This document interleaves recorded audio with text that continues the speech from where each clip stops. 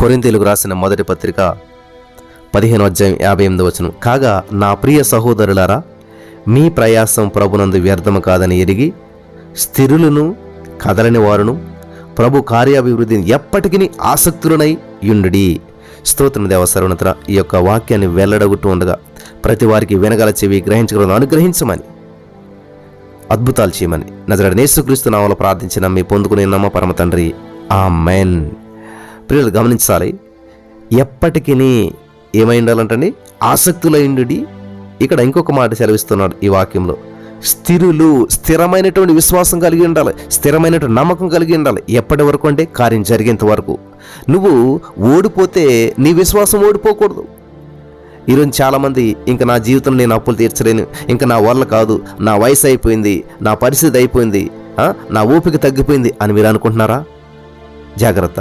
ఒక అద్భుతమైన నిజ సంఘటన మీ మధ్యకి తీసుకురావాలని చెప్పి ఆశపడుతున్నాను. ఈ సంఘటన వింటే మీలో అద్భుతమైనటువంటి ఉత్సాహం వస్తుంది, విశ్వాసంలో పెను మార్పులు సంభవిస్తాయి. జాగ్రత్తగా వినండి నా ప్రియమైనటువంటి సహోదర స్నేహితులారా.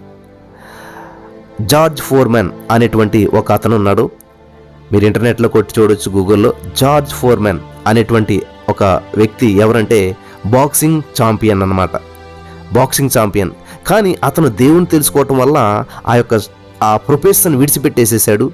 నేను దేవుని పని చెయ్యాలి, దేవుని నామాన్ని మహింపరచాలి అనేటువంటి ఉద్దేశంతో దేవుని పరిచర్యలోకి వచ్చేసాడు. పరిచర్య చేస్తూ ఉన్నాడు, పరిచర్య చేయడం మొదలుపెట్టాడు, దేవుని సేవ చేస్తూ ఉన్నాడు.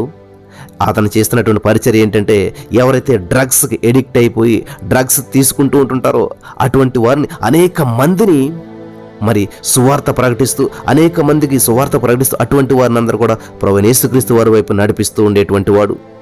అలా నడిపిస్తూ ఉన్నప్పుడు ఒకానొక రోజు అతనికి ఒక విచిత్రమైన ఆలోచన వచ్చిందంట.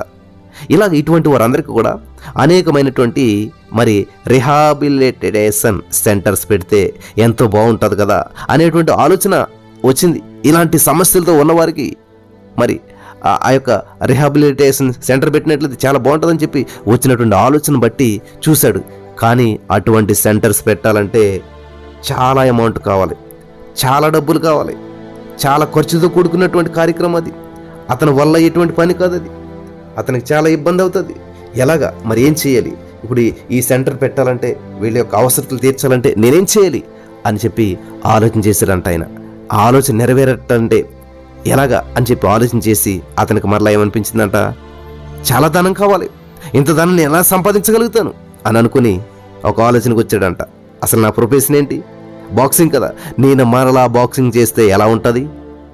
బరిలోనికి దిగితే చాలా పారితోషికం వస్తుంది కదా అని చెప్పి అతను అనుకున్నాడంట. అప్పటికి ఆయన వయసు 42 years, 42 సంవత్సరాలు. అయినా సరే మరలా ప్రాక్టీస్ చేయటం మొదలుపెట్టాడు. హల్లెలూయా. అనౌన్స్ చేశాడు, నేను మరలా బాక్సింగ్లోకి వస్తున్నాను, ఆ బాక్సింగ్ రింగ్లోకి వస్తూ ఉన్నాను, తలపడటానికి నేను సిద్ధంగా ఉన్నాను అంటే అప్పుడు చాలామంది అన్నారంట, నీవు చేయలేవు, నీవు సాధించలేవు అని చెప్పేసేసి అనేక మంది అంటున్నా సరే ఆయన వినలేదు. నువ్వెప్పుడూ ప్రాక్టీస్ చేసావు, ప్రాక్టీస్ చాలా కాలమైంది వదిలేసేసి మరి ఇప్పుడు నువ్వు ఎలా చేయగలుగుతావు అని చెప్పి అన్నా సరే ఆ 42 సంవత్సరాల వయసులోనే ఆయన ప్రాక్టీస్ చేయటం మొదలుపెట్టాడంట. హల్లెలూయా. చాలామంది చెప్పారంట, కష్టం, ఇది ప్రాణానికి ముప్పు, జాగ్రత్త అని చెప్తే ఎలాగైతే ప్రాక్టీస్ చేసి తలపడటానికి రింగ్లోకి వెళ్ళాడు ఆయన. ఇంతకీ అతను ఎవరితో తలపడుతున్నాడంటే ప్రపంచ హెవీ వెయిట్ బాక్సింగ్ ఛాంపియన్ అయినటువంటి 28 సంవత్సరాల వయసు ఉన్నటువంటి మైక్ టైసన్ తోటి అతను తలపడుతున్నాడు. మైక్ టైసన్ వయసు అప్పటికి 28 సంవత్సరాలు. అప్పటికే అతను హెవీ వెయిట్ బాక్సింగ్ ఛాంపియన్, ప్రపంచంలోనే హెవీ వెయిట్ అనమాట. అతను ప్రపంచ హెవీ వెయిట్ బాక్సింగ్ ఛాంపియన్. అతనితో 28 సంవత్సరాల వయసు ఉన్నటువంటి మైక్ టైసన్తో 42 సంవత్సరాల వయసు ఉన్నటువంటి జార్జ్ ఫోర్మెన్ తలపడుతున్నాడు. ఎందుకంటే అతనికి ఒక గోల్ ఉంది, అతనికి ఒక గురి ఉంది. అందరూ చెప్తున్నారు. ఎందుకంటే అతను ఒక రిహాబిలిటేషన్ సెంటర్ పెట్టాలని చెప్పి ఆశతో ఉన్నాడు. దానికి చాలా ధనం కావాలి కాబట్టి ఆ యొక్క ఉద్దేశంతో అతను బరిలోకి దిగుతున్నాడు. ప్రియులారా వింటున్నారా? దీనివల్లే వస్తుంది, ఇలా చేస్తేనే వస్తుంది అని చెప్పి దానికి ముందుకెళ్ళాడు అనమాట. ఎక్స్పర్ట్ చెప్తూ ఉన్నారు.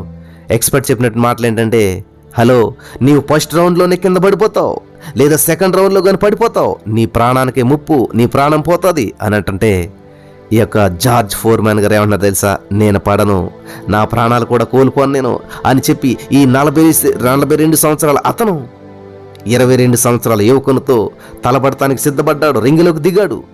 ఆ రోజు అందరూ కూడా అనుకున్నట్లుగా జార్జ్ ఫోర్మ్యాన్ పడిపోలేదు. 12వ రౌండ్ అయినా కూడా పడిపోలేదు.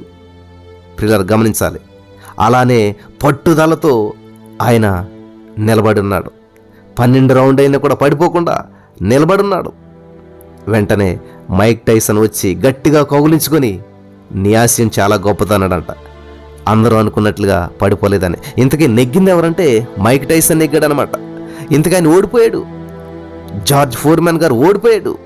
ఓడిపోయినా కానీ మైక్ టైసన్ వచ్చి ఆయన హగ్ చేసుకుని మీ ఆశయం చాలా గొప్పది సార్, 12 రౌండ్లైనా కూడా మీరు పడిపోకుండా నిలబడున్నారే, మీ ఆశయం చాలా గొప్పది, హల్లెలూయా, మీ ఆశయం నిన్ను ఎంతో బలవంతునిగా చేసింది, మీరు చాలా బలవంతులు సార్ అని చెప్పి మీ గోల్ ఎప్పుడు ఇలానే ఉండాలి అని చెప్పి అన్నాడంట మైక్ టైసన్ గారు.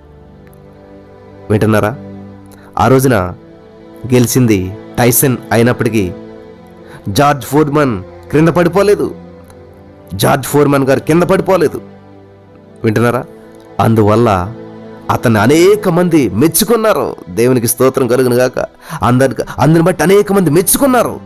జార్జ్ ఫోర్మ్యాన్ గ్రేట్, నువ్వు పడిపోతావు అనుకున్నావు, 12 రౌండ్లు కూడా పడిపోలేదు అని చెప్పి ఏం చేశారు తెలుసా? మామూలుగా మ్యాచ్ నెగ్గితే వచ్చేటువంటి పారితోషికం కంటే ఇంకా ఎక్కువ పారితోషికం వచ్చేలాగా అందరూ ఇచ్చారంట. హల్లెలూయా.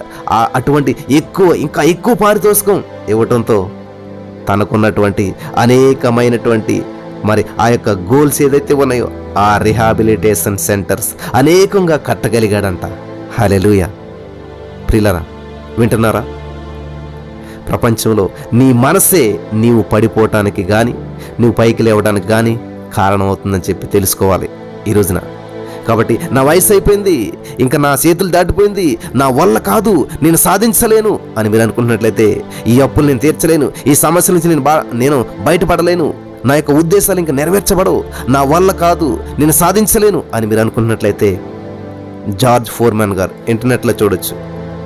వాళ్ళ యొక్క ఇమేజెస్. ఆయన ఎట్లాగా ఓడిపోయాడు అనుకుంటున్నారు? ఓడిపోలేదు. ఆయన శారీరకంగా ఓడిపోయాడు కానీ అందరి మనసులో దోచుకున్నాడు.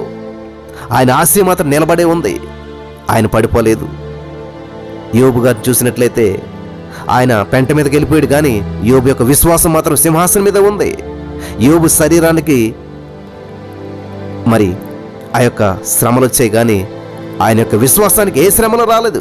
యోబు విషయంలో ఏ లోటు రాలేదు. ప్రియులారా, యోబు యొక్క శరీరం పెంట మీదకి వెళ్ళింది కానీ యోబు యొక్క విశ్వాసం మాత్రం సింహాసనం మీద ఉన్నది. హల్లెలూయా. దేవునికి స్తోత్రం కలుగును గాక. కాబట్టి ఈరోజు ఈ మాటలు వింటున్నటువంటి మీరు, మీ స్థితిగతులు మారినా, మీ పరిస్థితులు మారినా కానీ మీ విశ్వాసంలో మార్పులు సంభవించకుండా ఉన్నప్పుడు ఖచ్చితంగా దేవుడు మీ స్థితిని ఉన్నతంగా హెచ్చిస్తాడు. ఈ మాటలు వినిచిన వారందరూ నమ్మిన వారు పొందుకుందురు గాక. ఆమేన్.